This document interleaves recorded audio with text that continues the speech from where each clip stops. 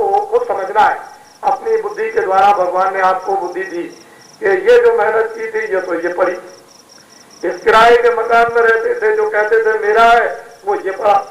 इसमें कौन था उसको निकाल के रख दिया, उसका आपको पता नहीं।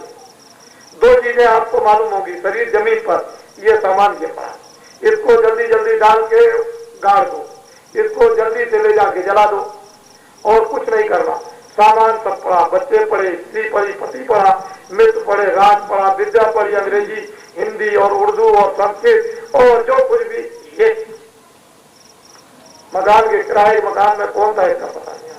उसको इधर किया, इधर से उधर पहुंचा दिया, 1 मिनट में ऐसा। वहां सब कुछ आपका लिखा हुआ, कितना अच्छा किया, कितना बुरा किया, ये सब उसके आप पूरा टोटल सारे जीवन का आपका लिखा हुआ। धोखा आप क्या दोगे, यहाँ धोखा दो, इसको अंधे, वहां तो धोखा देने का काम ही नहीं, क्योंकि वहां तो कभी अंधेरा होता नहीं, वहां कभी बंद करता नहीं। वो तो दफ्तर में कलम लेके रात दिन बैठे रहते हैं। जब भी करोगे अच्छा बुरा काम, आंख से, कान से, हाथ से, पैर से जो कुछ करोगे सब लिख लेंगे। कोई आपके पास तो मसाला है नहीं कि रोज आप धो दोगे उस बुरे काम को, वो तो चीज आपके पास है नहीं। तो बस सीधा आपको नरकों में भेज दिया और 4 खानों 84 लक्ष्यों में डाल दिया। बस फिर सतयुग, द्वापर, त्रेता, कलयुग बीत जाए, फिर तो आपको मौका मिलेगा नहीं। तो बाबा जी की बात सीधी साधी है कि दिन में काम, शाम को बच्चों की सेवा, आधा घंटा बैठ करके लेट के भगवान का भजन। वो जो धन कमाओगे वो तो आपका अब काम आएगा, क्योंकि वही जीवात्मा की रक्षा करेगा, मरने से बचाएगा, जन्म से, 84 से बचाएगा, नरकों से बचाएगा, बाकी और कोई चीज बचा नहीं सकती। भजन नहीं करो, काम नहीं।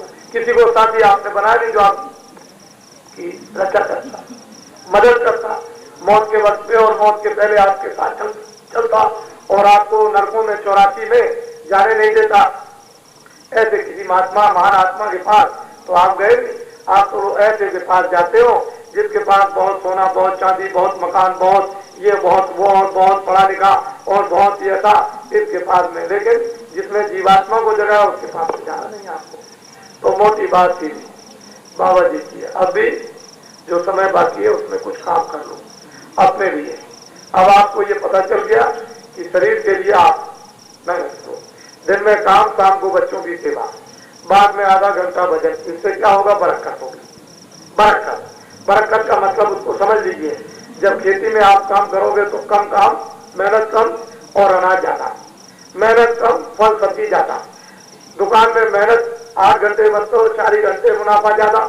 दफ्तर में 8 घंटे काम मत करो, ठीक से ईमानदारी के साथ में मेहनत से 4 घंटे करो, तो जो कुछ भी वहां से लाओगे वो बच्चे आपके स्वस्थ निरोगी रहेंगे, बीमार नहीं होंगे, तो सारी तनख्वाह आपकी बच जाएगी। क्यों कि आप 8 घंटे भगवान का भजन करते हैं, आप सच्चा भजन, इसलिए आपको बरकत होने लगी और शरीर आपका, घर में सबका, जो भी आपके जिम्मेदार उनका स्वस्थ रहने लगा। नहीं तो आप दिन में काम, बच्चों की सेवा नहीं करेंगे, भगवान का भजन नहीं, तो बरकत नहीं होगी। जब बरकत नहीं होगी तो आप सभी लोग परेशान, हैरान, रोगे, चिल्लाओगे, कभी इस चीज की कमी, उसकी, कभी दवा की, कभी बीमारी, कभी बच्चा, कभी स्त्री, कभी कोई, इस तरह से नाना कष्ट, इसमें पीड़ित रहोगे। तो कुछ अच्छे कर्म भी करो आप, उसके लिए तो बात कर रही है। तो बाबा जी आपको ये भी बात समझाने आए कि मनुष्य शरीर भगवान को पाने के लिए आपने पाया और आप अपने लिए भी, जीवात्मा के लिए भी कुछ करो। शरीर किराए का मकान है, 5 तत्वों का, जल, पृथ्वी, अग्नि, वायु, आकाश, उसमें तो चेतन भगवान का अंश निकाल दिया, ये पड़ा। और ये सब चीजें हैं जड़, इनमें कोई चेतनता नहीं है, ये जड़ है, ये सब ये पड़ी रह जाएंगी जड़, ये काम आने वाली है। अच्छा ये बताओ गांव वासियों, नंदवासियों, जब ये किराए का मकान खाली करके चलोगे तो कोई सामान ले जाओ, बच्चों कोई सामान ले जाओ, कोई सामान जाएगा? तो जब नहीं जाएगा तो इस बाजार में गंदगी खरीद खरीद कर, बाजार में से उठा उठा कर और अपने सिर पर लादते हो, ये कौन ले जाएगा? तुम्हारे साथ में कोई दूसरा बोझा बचाएगा? जो तुम अपने सिर पर लादोगे तुम्ही को उठाना पड़ेगा, ले जाना पड़ेगा। तो बताओ, तुमने किसी महात्मा से पूछा अच्छा क्या है, बुरा क्या है, क्या करना, क्या नहीं करना, क्या देखना, क्या सुनना, क्या विचार करना? आपने किसी से पूछा अपने मनमान जो चाहते हो? तो हमारी मोटी बातों को अब आप सुनिए ध्यान से। गांव में आए हैं कुछ सुनाने के लिए, और वो हम सब कुछ आपको सुना देंगे धीरे से। यह है कलयुग। बाबा जी, अभी आप कुछ दिन पहले, 2 वर्षों के पहले आप बहुत देश में रो रहे थे कि खाद नहीं है, शक्कर नहीं है, चीनी नहीं है, चावल नहीं मिलता है, गेहूं नहीं मिलता है, ये नहीं मिलता, वो नहीं मिलता। बहुत परेशान थे। अमेरिका का बहुत गेहूं आता था और बिल्कुल एकदम मरा हुआ। आटा पिसाने जाइए तो आधा भी नहीं निकलता था। ये परेशानी तमाम नर नारियों को थी। बहुत बेचारे रोते। तो बाबा जी ने आपकी तरफ से कि पापों का घड़ा भर गया है तो इनको मिलेगी सजा, इनको तो सजा मिलनी चाहिए कि जब घड़ा भरता है तो सजा मिलनी चाहिए। तो आपकी तरफ से देवताओं से एक प्रार्थना हुई कि भगवान आप सजा तो दे दीजिए, लेकिन ये जो लाखों लाख जो भूखों मरते हैं, ऐसी दया कीजिए कि भूखों न मरे। तो बहुत दिनों के बाद देवता और भगवान ने ये प्रार्थना सुनी कि भाई ये प्रार्थना तो जनता जनार्दन के लिए, प्रजा के लिए मंजूर हो सकती है, लेकिन मेहनत करना होगा, मेहनत करनी पड़ेगी। बोलिए क्या मेहनत करें? कि देखो देवताओं को अयोध्या जाओ, सरजू जी के किनारे एक देवता को प्रसन्न करो और वो 7 दिन में प्रसन्न हो जाएगा तो हिंदुस्तान के किसानों के खेतों में गन्ना और चावल इतना पैदा होगा जो 30 साल में नहीं हुआ। सन 77 में मई के महीने में लाखों आदमियों को अयोध्या ले गया, सरजू जी के किनारे एक देवता प्रसन्न किया। आपके इधर गुजरात के लोग भी वहां गए, उन्होंने जब वो देखा मैदान में एक देवता प्रसन्न किए, खुश हो गए। उन्होंने कहा बालू उठाओ और अपने अपने प्रांतों में जाकर खेत में डाल दो।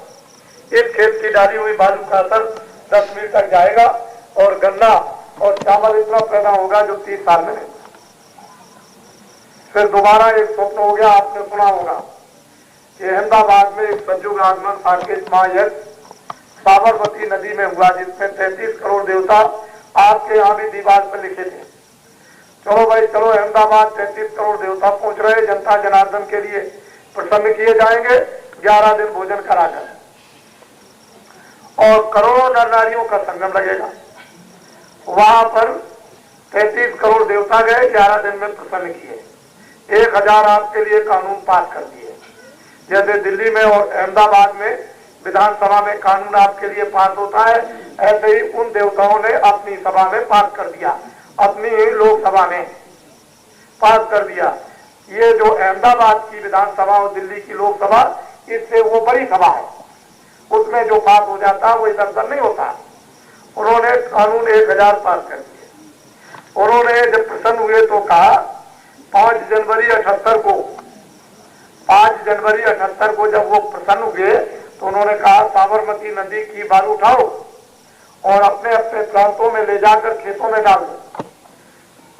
इस खेत की डाली हुई बालू का असर 50 मील तक जाएगा और इतना अनाज पैदा होगा जो अभी तक 30 वर्षों में नहीं हुआ।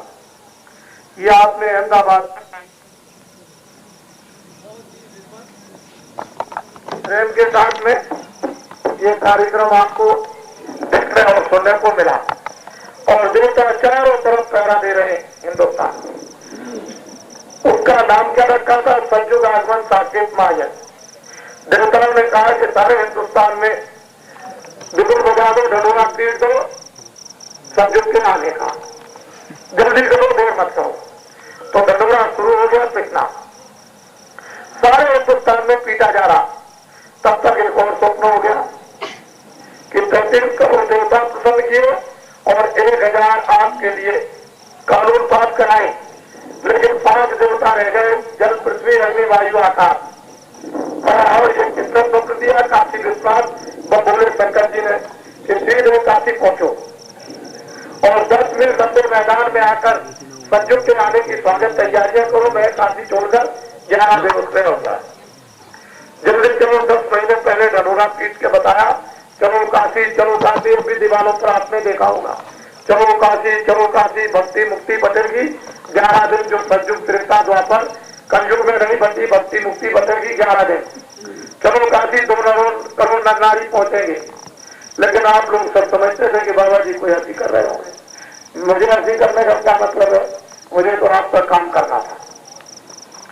जब वहां पर वो कार्यक्रम हुआ जिसमें 2 करोड़ नर नारी पहुंचे, 15 फरवरी से और 25 फरवरी तक 2 करोड़ से ऊपर नर नारी, जब वहां पर काशी विश्वनाथ समाधि से जगाए गए रात्रि को 25 फरवरी की रात्रि को, और वो प्रसन्न हुए, तो उन्होंने पहले ये आदेश दिया कि इनसे कहो 2 करोड़ से ऊपर नर नारी के बालू उठाओ और अपने अपने प्रांतों में जाकर खेतों में डालो।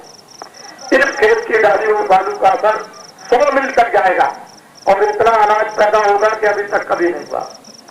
मैंने ये तीनों कार्यक्रम ढंडोरा पीट कर कुछ महीने पहले तो अयोध्या और कुछ महीने पहले आपको अहमदाबाद और 10 महीने पहले काशी का ढंडोरा पीट के बताया। फिर मैंने ये घोषणा की कि देवताओं का कुछ समय के बाद समय पूरा हो जाएगा, आपके लिए मोहलत मांगी, आप लोग होशियार हो जाइए और समझदारी से काम दीजिए। लेकिन आप तो कुछ समझते नहीं हो, बाबा जी की हर बात को समझते हो, हंसी हो रही है। मैं कोई बात न नारियों हंसी की नहीं करता हूं, मैं तो मानव जगत हित चाहता हूं, चाहे हिंदू हो, चाहे मुसलमान हो, चाहे ईसाई हो। मेरी तो भावना ये है, सबको भोजन, सबको कपड़े, सबको मकान, सब लोग स्वस्थ रहे, आराम से रहे, प्रेम से रहे, मोहब्बत से रहे, सब लोग अच्छी तरह से फल फूल सब्जी अनाज ये सब खाए पिए। बाबा जी की कामना तो आपके लिए इस प्रकार की है।